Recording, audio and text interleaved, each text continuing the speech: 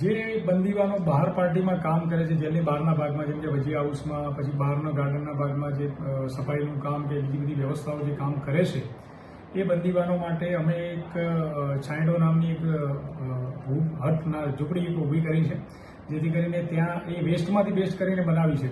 અને ત્યાં એ લોકો બપોરના સમયે જમી શકે, બપોરના સમયે રેસ્ટ લઈ શકે અને ત્યારબાદ પોતાનું કામ સારી રીતે સંભાળી શકે અને તેમને હીટસ્ટ્રોક ન લાગે તે માટે તે વ્યવસ્થા કરવામાં આવી છે. આ ઉપરાંત જે બંદીવાનોના પરિવારના સભ્યો મુલાકાત માટે આવતા હોય છે,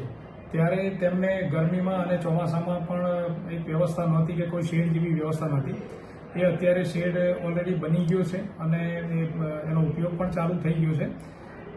તેના માધ્યમથી બંદીવાનોના પરિવારના સભ્યોને પણ ગરમીમાં રાહત મળશે અને ચોમાસામાં પણ એને વરસાદથી પણ બચી શકશે. આ ઉપરાંત બંદીવાનોના